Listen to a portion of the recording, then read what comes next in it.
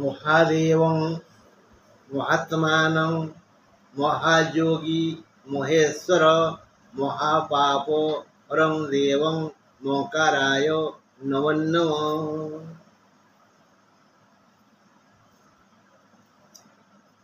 से महायोगी योग करिबारे जे प्रथम समस्त योगी को जे योग शिक्षा शिखैथिले महायोगी तांको मु प्रणाम करुची। महादेव देव देवंग मध्यरे जे महान सबु देवता जार पाद पद्मरे प्रणाम करती सेई महादेव को मु प्रणाम करुची। महादेव जे महान आत्मा आमे समस्ते जीवात्मा ए जीवात्मा जो शक्ति उत्पन्न से हेले परमात्मा परमात्मा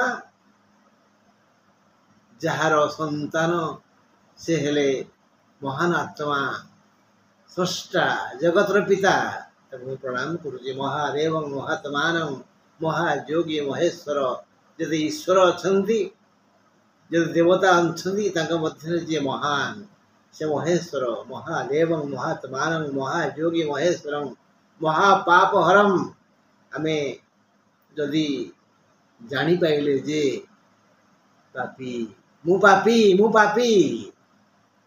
मु भूल करिछि अनुताप करिवि आ भूल ले भूल काम करिबिनी एवं तांकु भजिबी जपिबी तांकर शरणापन्न हेबी ताहले से मोर समस्त पाप को हरण करिवे। महापापम हरम ये महान पाप को हरण करती महापाप हरं देवं देवं जे देई पारंती नहीं जाननाहंती देवं मु प्रणाम करुचे। महादेवं महात्मानं महायोगी महेश्वरं महापाप हरं देवं ये मूल अक्षर म महादेव म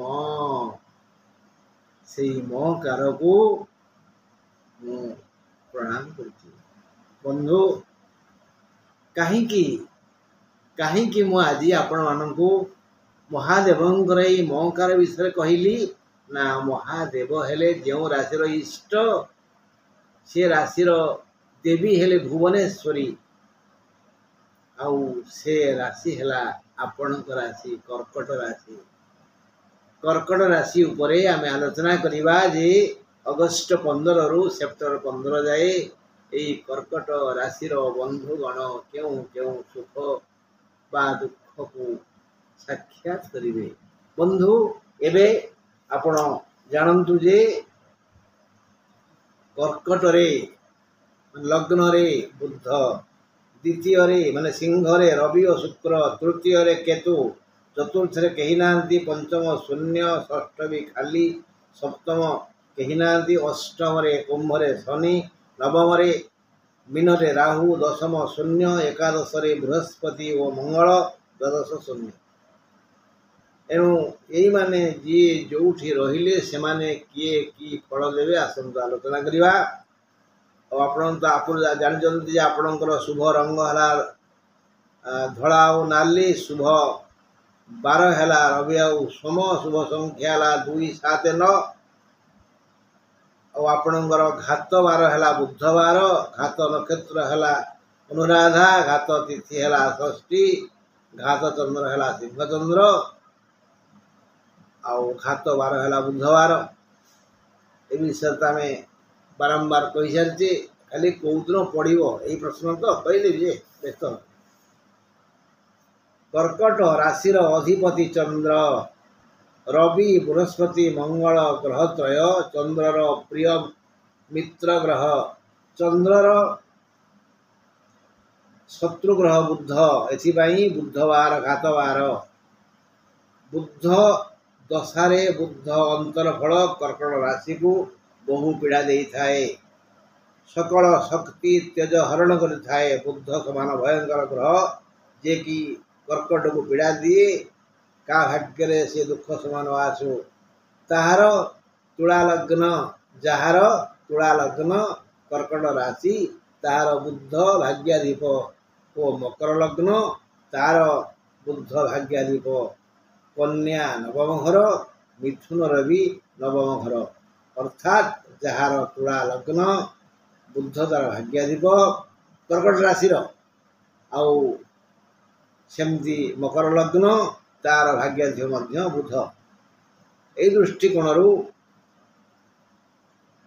ଶତ୍ରୁଙ୍କ ଦ୍ୱାରା ପରିଚାଳିତ ହୋଇଥାଏ ଏହି ତୁଳା ରାଶି ଓ ତୁଳା ଲଗ୍ନ ଓ ମକର ଲଗ୍ନ ବିଶିଷ୍ଟ କର୍କଟ ରାଶିଙ୍କର ଭାଗ୍ୟ। ପରାଧୀନ ଜୀବନ ଯାପନ କରିବାକୁ ପଡ଼ିଥାଏ। କେଉଁମାନଙ୍କର? ଯେଉଁମାନଙ୍କର କର୍କଟ ରାଶି ହେଇଥିବ, ତୁଳା ଲଗ୍ନ ହେଇଥିବ ବା ମକର ଲଗ୍ନ ହେଇଥିବ, ସେମାନେ ପରାଧୀନ ଜୀବନ ଯାପନ କରିବାକୁ ବାଧ୍ୟ। ସମସ୍ୟା ବହୁଳ ଜୀବନ ଏହି ଦୁଇ ଲଗ୍ନର ହେଇଥାଏ। ବୁଦ୍ଧ ଏ ମାସରେ କର୍କଟରେ ସେପ୍ଟେମ୍ବର 3 ଯାଏ ଜନ୍ମ ବୁଦ୍ଧ। ସେପ୍ଟେମ୍ବର 4ରୁ ସେ ସିଂହକୁ ଯିବେ, ଦ୍ୱିତୀୟ ଘରକୁ ଯିବେ। ଏହି କାରଣରୁ ସେପ୍ଟେମ୍ବର 3 ଯାଏ ବୁଦ୍ଧ ସବୁ କାର୍ଯ୍ୟରେ ବାଧା ବନ୍ଧନ ଭୟ ସୃଷ୍ଟି କରିବେ। ସେପ୍ଟେମ୍ବର 3 ଯାଏ ବୁଦ୍ଧ ସବୁ କାର୍ଯ୍ୟରେ ବାଧା ବନ୍ଧନ ଭୟ ସୃଷ୍ଟି କରିବେ। ଆଉ ସେପ୍ଟେମ୍ବର 4ରୁ ନାନାବିଧ ଆୟପନ୍ଥା ଖୋଲିଦେବେ। ସେପ୍ଟେମ୍ବର 4ରୁ ନାନାବିଧ ଆୟପନ୍ଥା ଖୋଲିଦେବେ। ଖାଲି ଲାଭ ହେବ, ହଁ ପ୍ରବଳ ଲାଭ ହେବ। ରବି ଏ ମାସରେ ସିଂହରେ ମାନେ ଦ୍ୱିତୀୟରେ ମାସ ସାରା ରହିବେ। ଏଥିପାଇଁ ବୃତ୍ତିଗତ ହାନି ହେବ। ଯେଉଁ ଯାଏ ରବି ଥିବେ, ଅର୍ଥାତ୍ ଗୋଟିଏ ମାସ ଖାଲି ହାନି କରିବେ। ରବିଙ୍କ ପାଇଁ ମାସ ସଂକ୍ରାନ୍ତି, ତେଣୁ ଏ ମାସରେ କର୍କଟ ରାଶି ପାଇଁ ଆଦୌ ଭଲ ଫଳ ନାହିଁ। ରବି ଆଦୌ ଭଲ ଫଳ ଦେବେନି, ସେଥିରେ ବାଧା ସୃଷ୍ଟି କରିବେ। ରବି ଏତେ ଭଲ କାମ ଅଛି।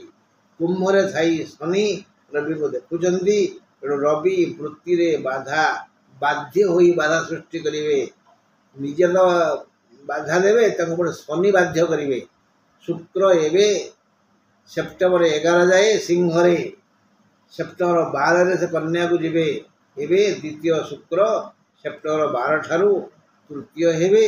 ଅଗଷ୍ଟ 15ରୁ ସେପ୍ଟେମ୍ବର 16 ଯାଏ ସ୍ଥିର ଭାବରେ ଶୁକ୍ର ସୁଖ ଶାନ୍ତି ପ୍ରୀତି ଓ ଲାଭ ଦେବେ। ଅଗଷ୍ଟ 15 ଠାରୁ ସେପ୍ଟେମ୍ବର 16 ଯାଏ ଶୁକ୍ର ସ୍ଥିର ଭାବରେ ସୁଖ ଶାନ୍ତି ପ୍ରୀତି ଓ ଲାଭ ଦେବେ। ଯାହା ଜାତକରେ ଶୁକ୍ର ଭଲ ସ୍ଥାନରେ ଥିବେ, ତାଙ୍କର ଯାବତୀୟ ମଙ୍ଗଳ ହେବ। ଜାତକ ଦେଖନ୍ତୁ, ଆପଣଙ୍କ ଜାତକରେ ଶୁକ୍ର କେଉଁଠି ଅଛନ୍ତି। ଯଦି ସେ ତୁଳାରେ ଥିବେ କି ମୀନରେ ଥିବେ ବା କେନ୍ଦ୍ରରେ ଥିବେ ବା କୋଣରେ ଥିବେ, ଶତ୍ରୁ କବଳିତ ନ ହୋଇଥିବେ, ତାହେଲେ ଆପଣଙ୍କ ପାଇଁ ଯାବତୀୟ ମଙ୍ଗଳ କାର୍ଯ୍ୟ ସହଜ ହେବ। ଶୁକ୍ରଙ୍କ ପାଇଁ ଆର୍ଥିକ ସ୍ଥିତି ସୁଦୃଢ଼ ହେବ। ସମସ୍ତ ବାଧା ଦୂରେଇ ଯିବ। ପାରିବାରିକ ଶାନ୍ତି ମିଳିବ। ବ୍ୟବସାୟରେ ଉନ୍ନତି ହେବ। ଗ୍ରାହକଙ୍କ ସଂଖ୍ୟା ବଢ଼ିଯିବ। ବ୍ୟବସାୟୀମାନେ ପ୍ରଫୁଲ୍ଲିତ ହେବେ। ଲାଭ ଲାଭ ଲାଭ ହେବ।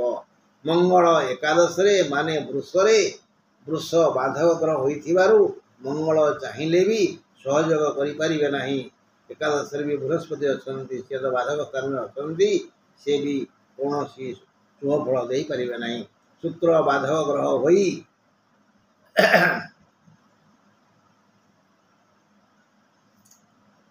ମଙ୍ଗଳ ବାଧକ ଗ୍ରହ ହୋଇଥିବାରୁ ଆପଣ ନିଜ ଖର୍ଚ୍ଚ ପାଇଁ ସଞ୍ଚୟ କରି ନ ପାରି କଷ୍ଟ ଭୋଗିବେ।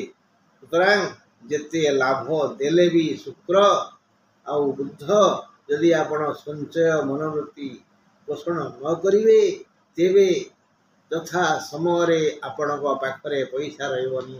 ସୁତରାଂ ଯାହା ପଇସା ଆସୁଛି, ଯାହା ଧନ ଆସୁଛି, ଯାହା ଆୟ ହେଉଛି, ତାକୁ ଖର୍ଚ୍ଚ କରିବା ପୂର୍ବରୁ ଆଗ ଡିପୋଜିଟ୍ କରନ୍ତୁ, ସଞ୍ଚୟ କରନ୍ତୁ, ପରେ ଖର୍ଚ୍ଚ କରିବେ। 22/8ରେ ମଙ୍ଗଳ ମିଥୁନକୁ ଆସିବେ, ଦ୍ୱାଦଶ ହେବେ। ଏଣୁ ଯାବତୀୟ ଦୁଃଖ ଓ ଦୁଃସମ୍ବାଦ ପହଞ୍ଚିବ। 22/8 ପରେ ଖରାପ ସମୟ ଆସିଯିବ। ସପ୍ତମକୁ ଦେଖୁଛନ୍ତି କିଏ? ସପ୍ତମକୁ ଦେଖୁଛନ୍ତି ବୁଧ। एणु महिला मानकर मानसिक विकास हेब बुद्ध जेणु देखुचंती सप्तम को तो महिला मानकर विकास हेब आदर और सम्मान पाई समाज रे मुंड टेकी चली पारिबे मंगल और बृहस्पति पंचम को दृष्टि देथिबा हेतु विद्यार्थी माने और संतान माने सुखी हेबे मनस्कामना पूर्ण हेब जो माने उच्च शिक्षा चाहूबे चाकरी चाहूबे से विद्यार्थी मान को संतान मान को सी सुविधा मिल स्वास्थ्य और शिक्षा ठीक ठाक हेब केतु तृतीय रे एणु भातृ सहयोग मिल नूतन योजना करिपारंती हाथ को भल दुई पैसा आसीबो ये सुजोग देवे किए केतु आगुरु शुक्र दौले बुध मास मझिरे देवे एबे केतु देवे रोग व्याधि विशेष पीड़ा दे पारे कौन पाई रवि और शुक्र दृष्टि शनि थिबारु रवि और शुक्र दृष्टि शनि थिबारु यही रोग व्याधि विशेष पीड़ा दे पारे कारण शनि अष्टम रे एणु देह खराब हेब शनि अष्टम रे देह खराब हेब राहु नवम रे सी भी नवम राहु यही गोचर रे गति कले भारी दुख दे थाए जहाँ जातक जन्म जातक राहु नवम थांती ताको सुख दे थांती ए मासरे आपण को मिश्रित फल मिल राहु भाग्यस्थान रही एणु जावतीय दुर्बुद्धि मुंड को आसो ए मास आपण को मिश्रित फल देव जो जो दिन घात बार घात नक्षत्र घात तिथि और घात चंद्र से टिके हुशियारी हंतु जगी रखी चलतु कर्कट